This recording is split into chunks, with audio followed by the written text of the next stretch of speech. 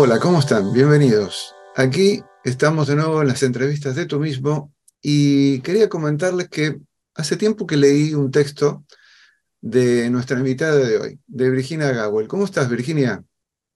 Buen día, Aurelio. Estoy muy contenta de estar aquí Vamos a contigo y contarle, con tu...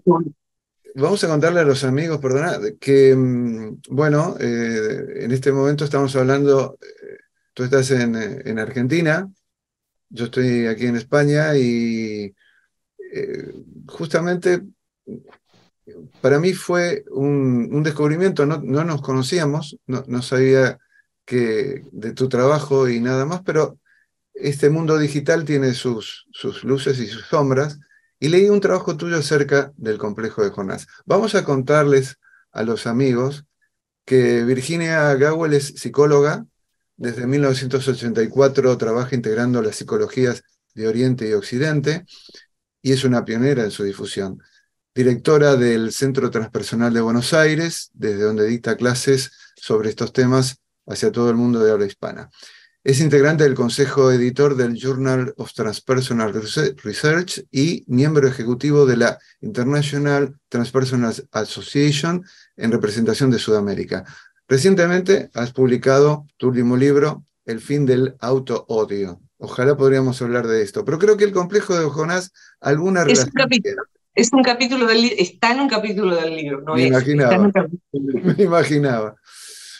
Virginia, el texto al que hacía alusión, desmenuzabas y analizabas lo que se trasluce en el complejo de Jonás y el relato de la historia, ¿no? El relato bíblico de Jonás. Para empezar, eh, vamos a repasar un poco el relato bíblico y después entramos en tema. ¿Cómo lo presentarías?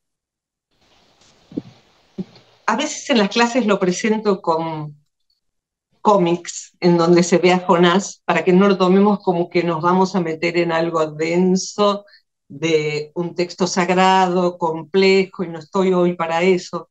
Ujú, No, es una historia que es la nuestra, la de ujú, la mayoría de nosotros. ajá, Hay personas que pueden sortear su camino sin pasar por ahí, pero el ujú, complejo de Jonás es más visto en las personas que en las librerías.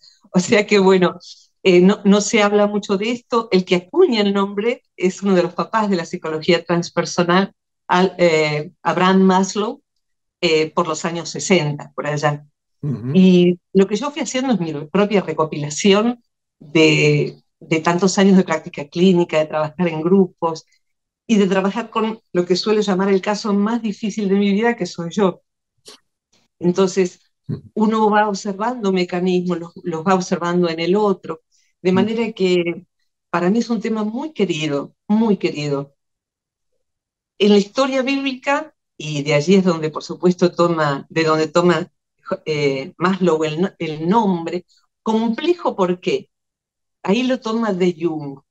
Complejo es como un grumo en el inconsciente, si Jung me lo permite, algo que es pesado dentro del inconsciente y que se manifiesta en la conciencia como un conjunto de problemas visibles de determinada manera.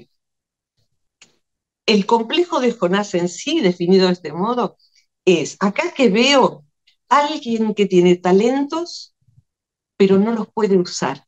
ujú, De algún modo entonces se define como el miedo a los propios talentos. Eso es lo que en la vida cotidiana se observa en un área de la vida o en todas o en muchas. Y el complejo aquí abajo es, yo no sé, yo no soy lo suficiente, pero ¿cómo me voy a mostrar? No, sería un fraude, sería una impostora, lo que fuese. Pero tira para abajo y retiene esa expresión. ujú, Trabajar con un complejo entonces es que eso pueda florecer. ¿Y por qué de Jonás entonces? ujú, Pongamos aparte entonces complejo. Jonás es llamado por Jehová y le indica, necesito que seas profeta. En Nínive, aquí cerca, hay mucho desorden y es preciso que vayas hacia allí y hables en mi nombre. ujú, Y Jonás dice, yo no sé, yo no puedo, yo soy un hombre de acá, yo soy, Jehová, disculpe, pero me parece que usted está equivocado. Sería más o menos. Y lo que hace Jonás, a pesar de que lo tiene a Jehová mirándolo a los ojos y dándole una indicación, se va corriendo, que lo haga otro, yo no. Se va corriendo ¿a dónde? Al puerto. Todo esto tiene sentido simbólico desde ya. Mm.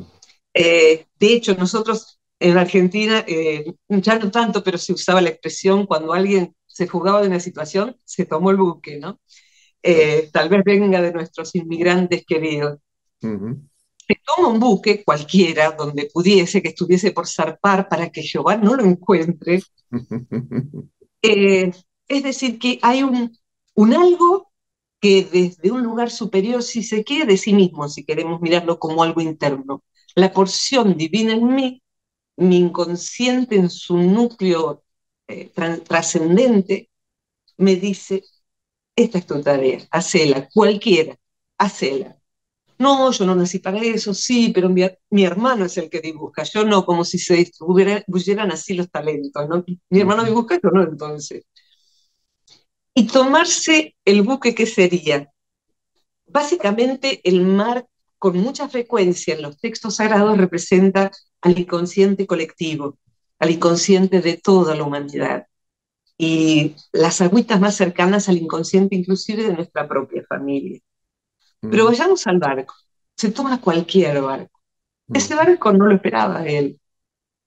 Y cuando tomamos el barco equivocado, por tomar alguno, simplemente por irnos, porque una cosa es ir hacia y otra es irse de. Jonás no va hacia nada, se va de lo que tenía para hacer. Ujú. Irse de, salvo con todas excepciones, sin un Asia puede ser complicado, sin un Asia, aunque sea un genérico Asia, porque es huir. Uno huye de la guerra, de una persona violenta, pero huir de sí mismo, ¿cómo se hace? ¿Qué es lo que sucede? Se agitan las aguas en medio del mar, viene una tormenta cada vez más feroz, el pequeño barquito de aquella época Ujú. corre bien. Y el capitán del barco dice, esto es alguien que hay aquí, esto es alguien que hay aquí. Y empieza a mirar los rostros y dice, ¿y tú quién eres? Y ya fui descubierto. Entonces, digamos que desde la superstición lo tiran al agua Mm. para que cese la tormenta.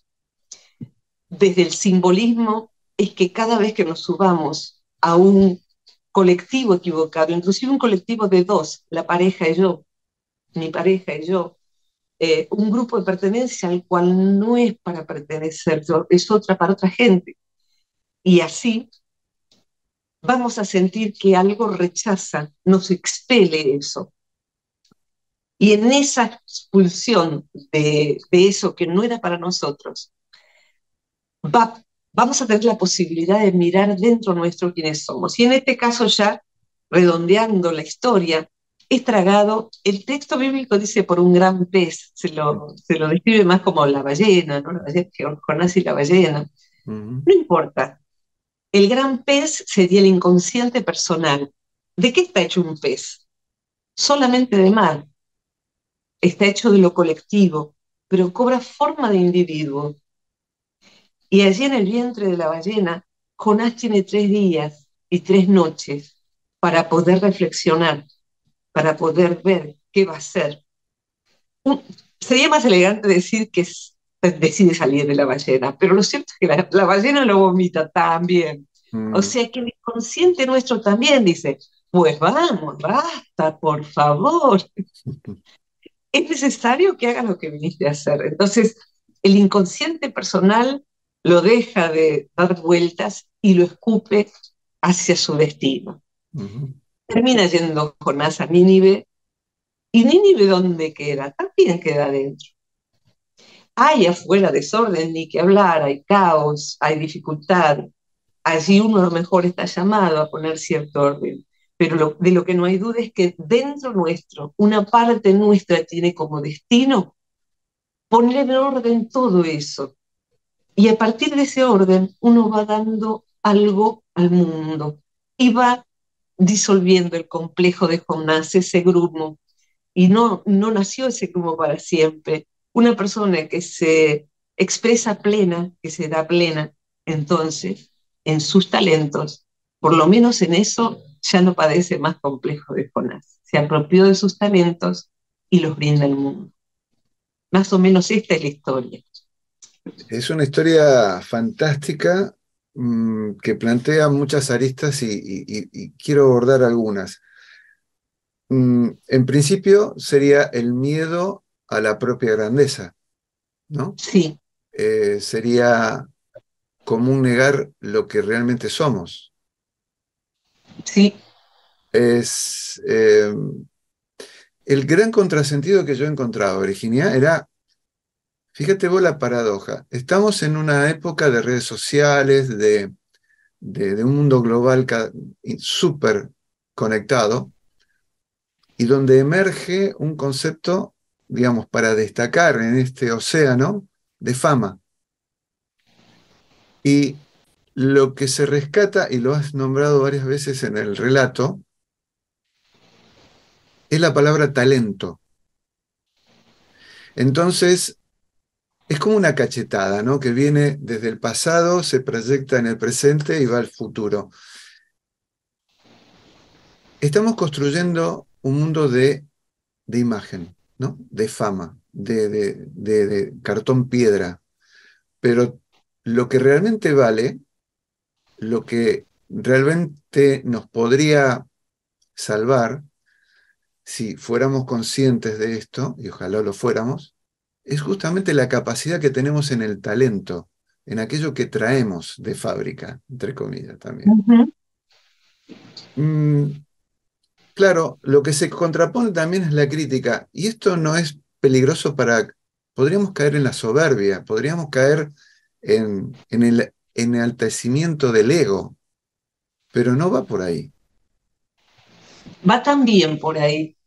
Ah, Si va querés, también por ahí. va Bien. también por ahí. Pero, Va. pero, pero, pero redondea, perdón por la interrupción. Mm. No sé si ahí termina la pregunta o Sí, querrías sí, sí. redondearlo. Más que nada para que me corrijas, como estás haciendo. Sí, no, no te corrijo, sumo, porque va también. O sea que yo te diría que el riesgo psicológico, psicoespiritual más grande que tiene desplegar los talentos no es el fracaso. Ujú, Eh, el fracaso puede abollar a algunos. mm, Fracaso tiene, de hecho, la misma raíz que fragmento, mm, fractura. O sea que nos caemos de donde estábamos subiendo, nos hacemos pedazos, pero igual que Osiris, juntamos nuestros pedazos y ahí mm, vamos de nuevo a intentar tener un hijo, a procurar una pareja, a desarrollar. Nos vamos a otro país a ejercer un arte que en mm, este país no es valorado, o lo que fuere, ¿no? Juntamos nuestros pedazos y vamos. Y en esa tarea he visto tanta gente tan dignamente juntar sus pedazos mm, e ir tras la expresión de su plenitud. A veces te diría como en la tiniebla, no sabe que está haciendo eso, pero está haciendo eso. Y muchas veces lo vemos en la cúspide de una biografía o cuando alguien salió. Alguien notable, uno ve todo lo que hizo esa persona hasta llegar a ser notable. Todo ujú, lo que hizo, por decir algo que seguramente la mayoría de tus de tu público conoce, Elizabeth Kubler-Ross. ujú, Su padre no quería que fuera médica, sale a limpiar casas para hacerlo. Mucho más adelante funda un hospice para niños en el campo, los vecinos lo incendian porque les parecía peligroso, etcétera, etcétera, etcétera. El mundo la despreciaba por vincularse con la muerte porque fue de las primeras en eso. Pero ahí va el Jonás de ella, ¿no? Saliendo, si querés, hay como una matrioshka de ballenas, uno va saliendo de muchas ballenas y va saliendo y vuelve a fundar y vuelve. Pero lo que he visto sí, y además vemos públicamente, ni haría falta dar nombres, vidas de gente muy talentosa que llega al éxito, llega a la fama, más y un poco más inclusive, y todo eso oficia de destructor, ujú, o la persona se disuelve liquidando su vida personal, su cuerpo, inclusive hasta la muerte, o sea, a través de sustancias, a través de eso, o sea, ha sucedido algo que en psicología transpersonal se llama inflación psíquica o inflación del ego. El ego se vuelve como un tumor que asfixia la esencia donde estaba eso. Y con frecuencia esa persona va perdiendo los talentos, pues ya no tiene ni cómo ejercerlo, ni cómo escribir bien, ni cómo jugar bien al fútbol, ni cómo bailar arriba de un escenario. Y lo otro es que la persona se vuelve nadie, o sea, no destruye nada, tiene toda la prosperidad económica, tiene toda la fama, los admiradores, va cambiando de pareja, pues siempre hay otra. Y es una vida donde hay nadie adentro. Entonces, eso que pareció ser el éxito, en verdad hay un muerto ahí adentro de ese ego. Es un ego y adentro ha muerto alguien. Y cuando se muere el cuerpo es lo último que va a quedar para morir. La esencia va a tener que seguir participando. Así que eso del ego es una patología, es parte en algunas personas del origen del complejo Jonás, miedo al propio ego. Y yo te diría que miedo es como el ego es como un Rottweiler, un perro así imponente. Es prudencia tenerle cierto respeto al ego, porque no es un perrito, es un, puede hacerse el perrito, pero cuidado, el ego es peligroso, además de indispensable, está puesto, es una aplicación si querés, se activa, se desactiva y tiene que ser uno el que la desactive. Por algo está. Mm, Por algo está. por algo está. ¿Qué consecuencias conlleva eh, quedarse en la no expresión de los talentos? Al paso del tiempo, básicamente un gran vacío, una profunda tristeza. Y si el terapeuta, a mí me parece tan importante este tema, estoy empezando a escribir sobre esto, a lo mejor termina en un libro también, porque lo que más me motiva en verdad es cuando Jonás está yendo a terapia, o sea, no sé muy bien qué hacer, y termina todo en el Edipo, con todo respeto, en que cuando vos eras chico, en que lo que pasa es que tu esposa, eh, y en verdad la persona no sabe que está ahí para que el terapeuta lo aliente. Fíjate que fan es eso, es abanico, ¿no? Los fans, lo que nos alienta, lo que nos da aire, también es eso. Entonces, un fan, el terapeuta en algún sentido tiene que ser un fan de su paciente, tiene que admirar a su paciente en aquellos sentidos, en aquellos aspectos en los que le va a ayudar a que desarrolle. Porque a veces existe la patología, no sé, pánico, esto que un terapeuta lo lea como una depresión común. Esto es una depresión, quedaste huérfano temprano, este es un país difícil, etcétera, etcétera. Y esto es como una depresión, como una metapatología. Si quieres una patología en donde lo que está pasando es que el espíritu no se puede expresar y uno sabe que no está siendo quien vino a ser. Sabe que de algún modo, pero no sabe cómo dejar de hacerlo, se está traicionando a sí mismo. Es como si nos hubieran mandado de embajador a un país y uno no se acuerda muy bien. Era lo que yo vine a hacer acá. Entonces, a veces el país, no sé, es algo. A veces nos quisiéramos ir de ese país. A veces quien tiene complejo de Jonás querría irse de este mundo. Puede tener ideación suicida, inclusive. No sirvo para nada. Nací en el planeta equivocado, en la época equivocada, en el lugar equivocado, en la familia equivocada. Y, y en verdad es con eso con lo que uno tiene que construir la expresión de los talentos. Va dándose cuenta, como en esas historias que vemos del final para aquí, va dándose cuenta de que con ese material puede fabricar la plataforma de despegue, si querés. Y ahí va pasando otra cosa, va pasando que entonces, si el terapeuta apunta a ayudarle a armar esa plataforma de despegue, esa persona, no importa lo que le haya pasado, no importa inclusive lo que le esté pasando, puede estar muriendo esa persona. Mm. Estoy ahora, y con esto redondeo, pensando en el papá de Corina, que tiene ELA, esclerosis lateral amiotrófica, y es un hombre grande que desde que el ELA fue desarrollando muy rápidamente, va adoptando otras maneras de expresarse, ya no puede hablar, no puede escribir, no puede un montón de cosas, pero decidió con su esposa seguir viajando, seguir haciendo todo lo que disfruta hasta que la vida diga basta, como sea, curado o enfermo. Y ya hablamos de las consecuencias que conlleva quedarse en el vientre de la ballena.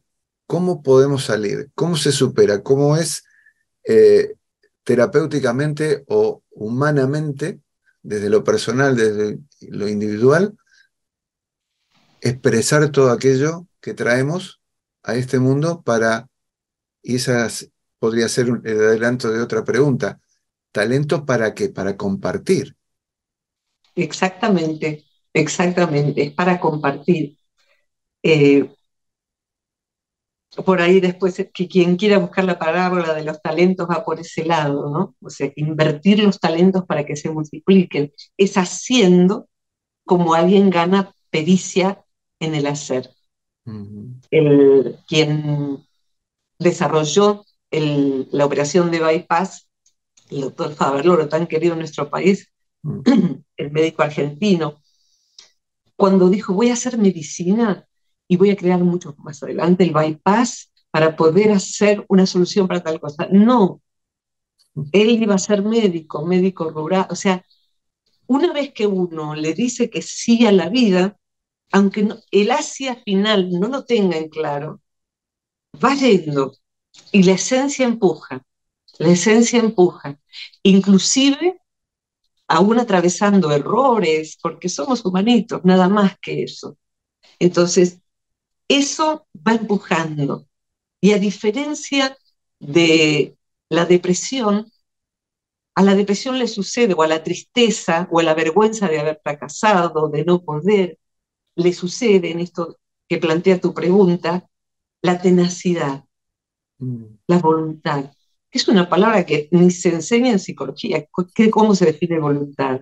Mm. Entonces, la determinación, que es Ujú. otro sinónimo que se usa más en la traducción budista, y hay otra palabra que me encanta, en la tradición budista esta cualidad que hay que cultivarla, también se le llama vigor.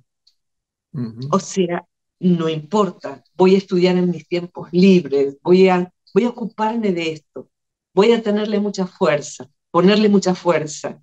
Y si me sale mal, pues aprenderé de otros que más sepan. Si tuviera que decir qué es lo que ojalá alguien que está en esa situación necesita, creo que dos cosas, además de aprender, practicar y darle tiempo a ese proceso, prepararse mucho para hacerlo bien.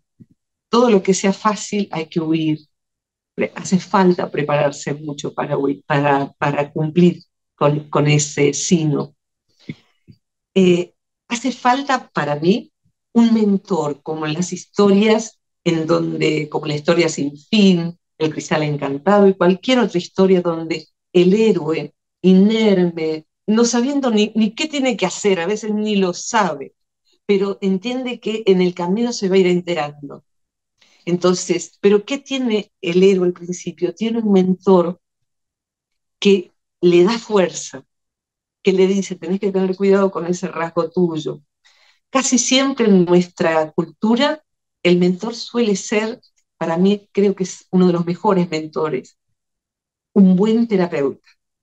Y Ujú. que quede claro que yo hace bastante que no ejerzo como terapeuta. O sea que no estoy diciendo hagan terapia y yo soy una buena opción. No, no, no, no. Eh, un buen terapeuta nos va a ayudar entonces a alentarnos y también a que el ego cuidado y a que los talentos se cultiven, que no va a ser sencillo. Y en ese mismo rubro pondría algo que es muy importante, que son los mayores que hayan andado camino, inclusive, no sé, el abuelo que inmigró, y lo que pudo hacer fue trabajar en el campo con mi abuelo. Pero ¿y cómo hiciste para no cejar en la determinación? Porque lo que yo quiero aprender es, ¿cómo hiciste para no darte por vencido, abuelo? Eh, Cualquier persona que entrara a un hogar de ancianos y fuera detectando, encontraría un buen abuelo, de quien escuchar cómo hizo para llegar a donde llegó, aunque sea a criar 8 hijos. Entonces eso, el poder contar con mentores que ayudan a ir haciendo el camino. Y también es muy importante un grupo de pares. El camino solo es muy áspero. Entonces, grupo de pares no es fácil encontrarlos.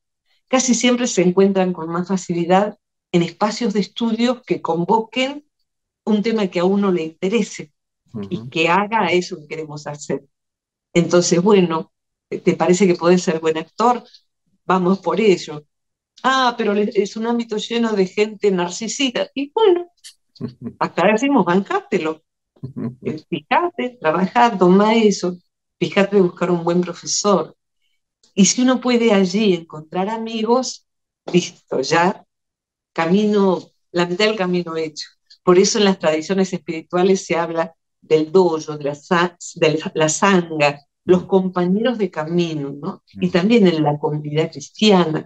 En nuestra comunidad hay pares afines con los que hacemos equipo y nos vamos sosteniendo unos a otros en lo que es difícil y en celebrar todo lo celebrable. Mm,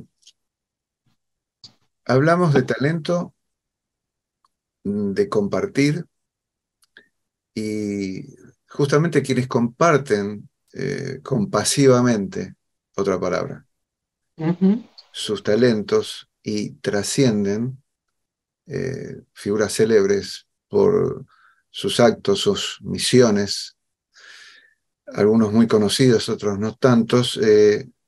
Creo que los has descrito perfectamente en un poema que has escrito hace unos cuantos años atrás, Sí. y que el título es Los que existen. Uh -huh. ¿Recuerdas más o menos qué dices en él? Como para, no es muy largo, si querés lo puedo decir, recitar que preferirías que explique de qué trata el poema. Lo que te salga del alma. A ver si lo recuerdo. Dice, los que marchan a cara descubierta para entregarse libres de prejuicios, los que obtienen por franco beneficio rostros vibrantes y puertas abiertas, los que siguen impulsos compasivos, brindando lo que son, ni más ni menos. Los que sabiendo ser malos, viven buenos. Los que pudiendo estar muertos, viven vivos. Esos cuya estrategia es la inocencia. Esos cuya venganza es perdonando. Los que eligen tener todo regalando. Los que prefieren el riesgo a la indolencia. Aquellos que se juegan por entero derramándole al mundo gota a gota un poco de su esencia. Los que brotan sin protegerse en su propio invernadero. Esos son verdad. Esos perduran más allá de sus nombres y apellidos. Ellos saben amar y renacidos expanden hacia el cielo su estatura. Dan la vida por vivir y lo consiguen. Hacen latir, latiendo intensamente, sin importarles el juicio de la gente. Son para ser. Y un ángel los persigue. Los que existen. Lo escuché o lo leí por ahí y claro, Eh, Ellos no son perfectos, eh, no han transitado por valores efímeros, eh, solamente hay amor, solamente hay belleza, solamente hay paciencia, entrega, y viven cada momento como una oportunidad. Yo creo que, Virginia, no sé si vamos a coincidir también en que ese aprovechamiento de la oportunidad es como una manifestación de estar agradecido por el simple hecho de vivir. Sí, totalmente, totalmente. Y te diría que así como de reprimir los talentos, hay una tristeza opaca de expresarlos. Hay un tintineo como el de una campana. Yo suelo, en mi consultorio tenía siempre una campana que anda por allí. Mm, Cuando, cuando uno está preso del complejo de Jonás, es como si agarraras la campana y la movieras y hace toc toc. Cuando la dejas ser y la moves, hace clink clink. Nadie nació para hacer toc toc. Nadie. Hay que encontrar el qué. A lo mejor es un conjunto de qués, si me permiten el plural. Y ese dar es feliz. Hay por allí un concurso de Voice, estos concursos internacionales, mm, donde es en Italia. mm, Están las sillas a ciegas, o sea, el cantante, el participante del concurso está allá, y aquí hay cantantes ya reconocidos que han hecho una trayectoria, mm. y el que quiere para su equipo eso que suena, aprieta un botón y se da vuelta. La mayoría posiblemente ha visto estas dinámicas. Sí, sí. De hace bastantes años hay uno en el que la que canta es tremenda, hay energía, hay alegría, hay pasión, hay belleza. Entonces, bueno, todo junto se da vuelta. Primero es un señor el que se da vuelta. Cuando se da vuelta, se le ve abrir los ojos, la inconfundible expresión de asombro, se le humedece la vista, la boca grande, porque lo que está viendo es una monja Mm, bailando lo que canta, que es rock. mm, Eh, y claro, quedan todos estupefactos. Y hay unas hermanas por ahí que están bailando también. Entonces, uno de los jurados es Rafael Lacarra. mm, Le pregunta, ¿pero usted es una monja de verdad? Y ella le dice, verísima. mm, Eh, y, ¿Y cómo haces para cantar así? ¿Por qué cantás? Y dijo algo que se cura el complejo de Jonás completo con esto. mm, Porque si tengo un don, lo dono. mm, Ahí, fíjate que no hay ego. mm. Ahí se sale de la ballena. Tengo un don, lo dono. Se acaba el ego, no, va a estar ahí, guau, guau, guau, el perro. Va a estar ahí el perro dando vueltas y queriendo su pedacito. O sea que no se aniquile el ego, simplemente no es el protagonista de la historia. Mm. Eh, el hermano David Stenrust eh, Sí, dice, hay que parar, hay que mirar, hay que avanzar. Graf, es la quietud, el silencio, observar aquello que nos ha sido dado. Estar dentro del vientre de la ballena significa justamente todo lo contrario. Y cuando nos damos cuenta de eso, cuando hay un clic, hay un insight, parece que hay una explosión de felicidad, ¿no? Esa felicidad tan manida, tan buscada, tan deseada eh, y tan oculta, tan inasible. Eh, y justamente en ese momento creo que es cuando desaparece el miedo. Ujú. El condicionante más grande que nos pesa absolutamente a todos los seres humanos y que viene incorporado, parece, de fábrica y con otra cualidad. Ya no hay escasez, hay abundancia. Había hecho hace poco una entrevista, y esto lo quería comentar, sobre la inexistencia de la escasez, porque justamente la imposición de la idea de la escasez es lo que nos hace estar como estamos en este mundo, ¿no? Actualmente. Y cuando entramos, y vuelvo a esa imagen tuya de la participante, la monja cantando y que viene a expresar y a compartir su don, no hay miedo, no hay escasez, no hay infelicidad, hay plenitud. Sí, sí, exactamente así. Y también el que tenga ganas de buscar el poema El Destino del Canto de Atahualpa Yupanqui. En el camino va a acontecer, te diría que la expresión de sí trae todas esas cualidades que vos decís. Hay abundancia porque no hay grandes necesidades. Y Mm, uno puede ver esto inclusive en lugares donde hay escasez de lo material, mm, y no porque esté bien que hace esa escasez, sino que ahí uno ingresa y a lo mejor hay alegría, hay compañerismo, hay, no sé, yo me crié en un hogar pobre y lo que había entre los polacos, que es entre quienes me crié, mis padres, mi padre es polaco, mamá hija de polacos, venían de la guerra, venían destruidos, habían dejado atrás para siempre sus seres queridos. Pero cuando se reunían había alegría, cantaban, bailaban, y eso era real. Y era feliz el disfrute de que le hubiera ido bien en la cosecha a cualquiera de ellos.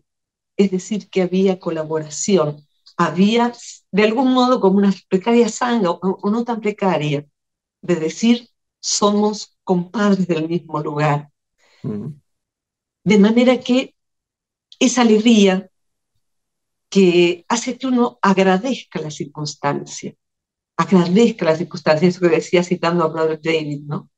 Esto de, no es que uno se vuelva agradecido porque es feliz, sino que uno se vuelve feliz porque es agradecido. mm, Y una cosa que uno agradece, el que canta, mientras canta agradece. mm, Y el que sabe danzar mientras danza agradece. mm, Y el que por vocación, no sé, circulan tantas cosas donadas en las redes. mm, Alguien adora, y soy usuaria, de escribir, filmar los pajaritos y describir sus costumbres. Y es claro que no gana nada con eso, pero uno ve un rostro iluminado contando cómo la pititorra hace su pequeño nido, etcétera, etcétera. mm, Y ahí la persona está abundante, feliz, gozosa.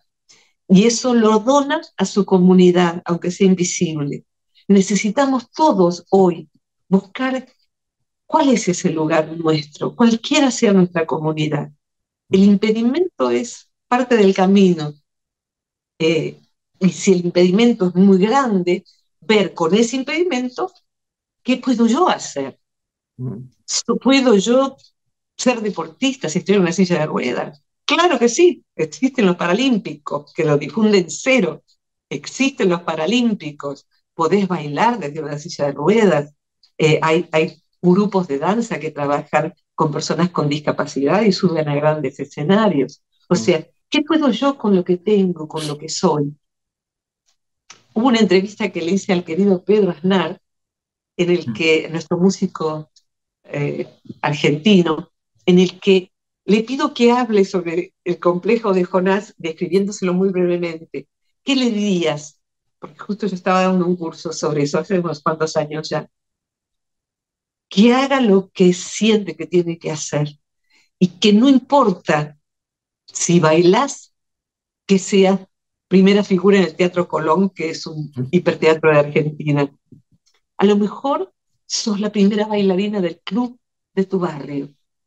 y trabajás con chicos en situación de pobreza para que sepan que también pueden bailar. Y eso lo vivís como algo más esencial y valioso que a lo mejor alguien que tiene fama. Hacé lo que de adentro te diga, que te va a hacer sentir feliz que lo haga. Y es un músico que obviamente, no es que los talentos bajaron a él y salió tocando todos los instrumentos que sabe. Sigue estudiando y ahora estudió para director de orquesta hace algunos años. Entonces, bueno, y sigue, y sigue, y sigue. Entonces, ese vigor, hacer cuestión práctica. Y ese vigor va haciendo que decrezca el miedo, ¿no? Ujú. Bien, para el final dejé la guinda del pastel, Virginia, y es que eh,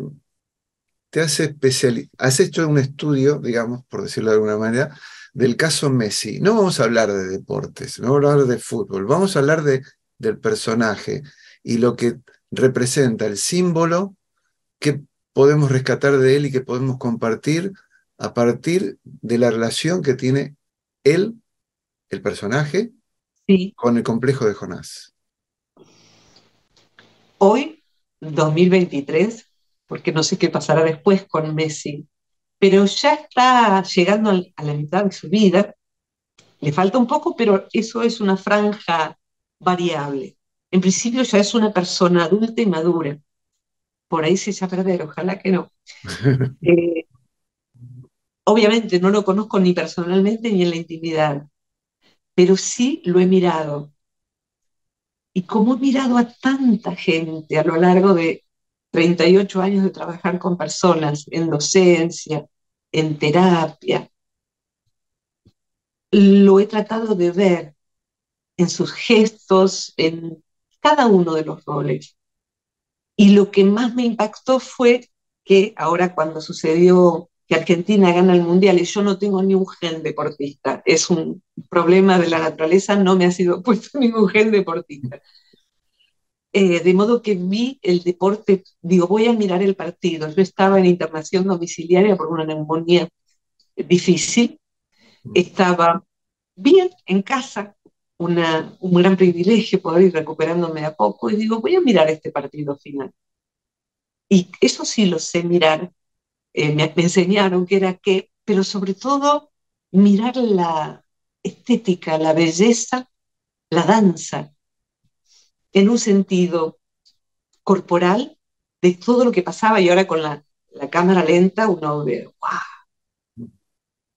Pero también la danza en donde no hay un danzarín solista, hay todo un conjunto que se va moviendo y va aconteciendo algo que, más allá de los fanatismos, en el público lego y no fanático, que no lo soy, produce algo.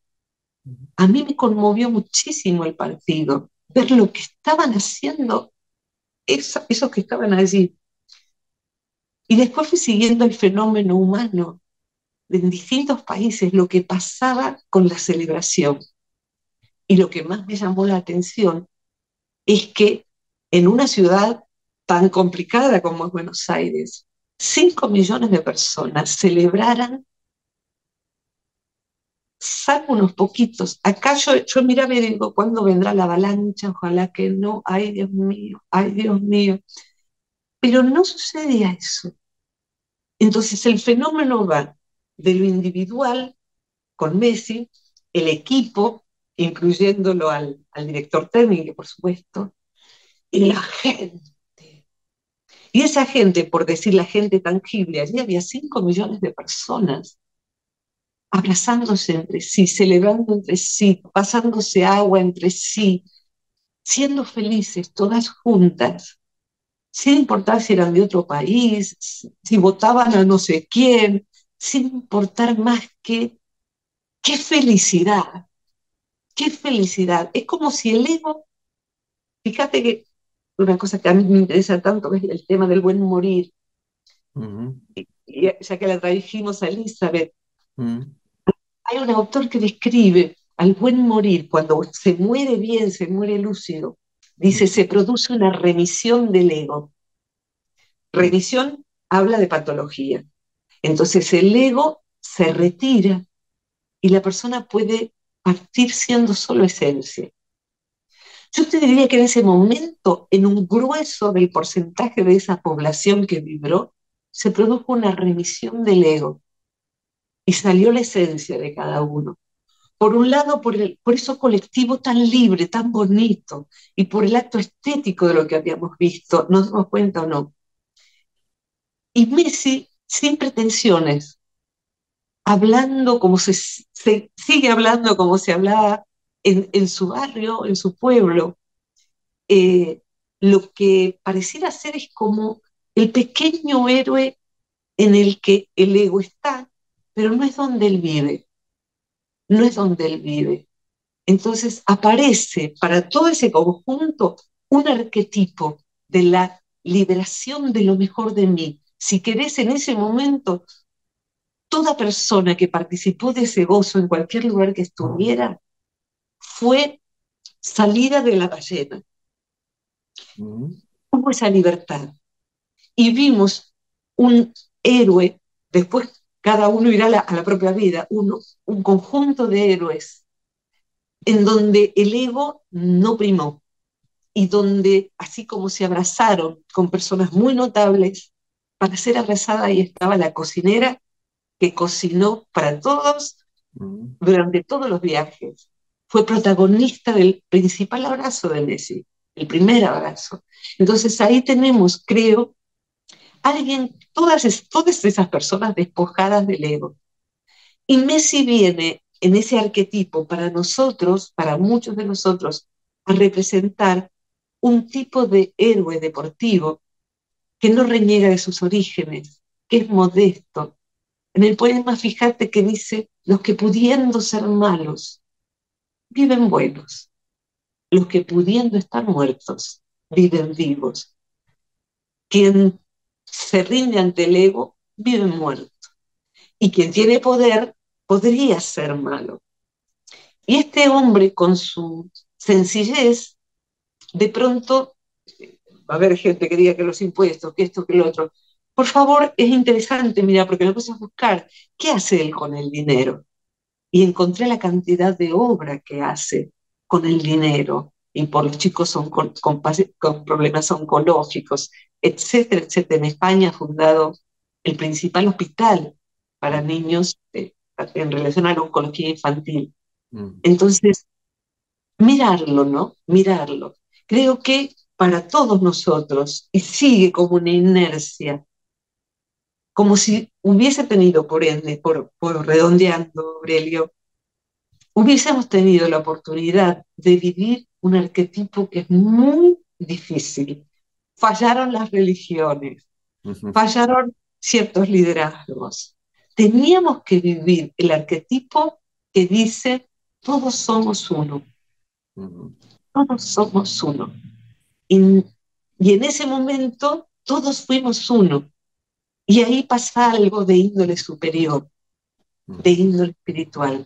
Aunque después volvamos a la vida cotidiana, cuando uno pudo vivirlo más y vuelve a lo de siempre, no vuelve el mismo, no vuelve el mismo. Y lo mismo cualquier momento en donde Jonás salió de la ballena, que hay un karaoke, cantó la persona y dijo, qué lindo cantar. Vos tenés que cantar, ¿qué estás haciendo trabajando de eso?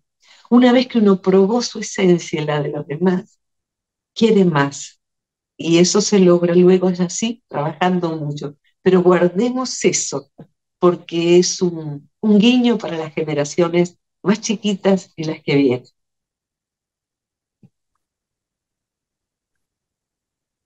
Quizás vayamos transitando la vida como dijo de sí mismo el poeta Tagore.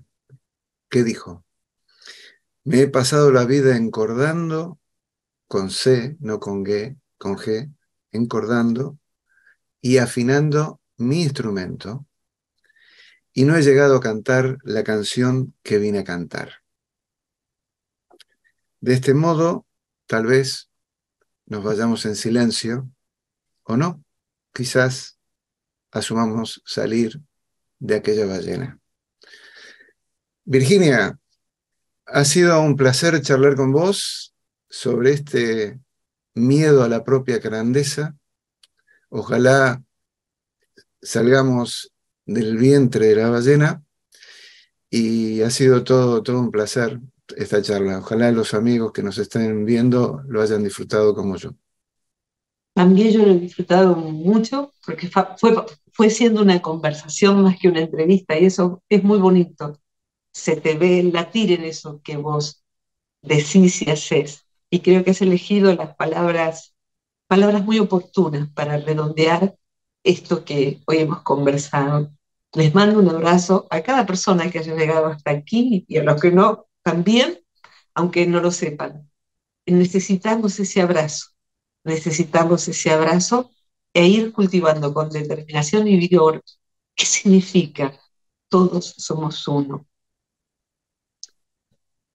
Nuevamente, muchas gracias, Virginia, y seguramente nos veremos una próxima vez.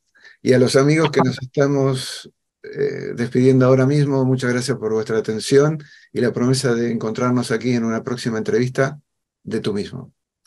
Chao. Hasta la próxima.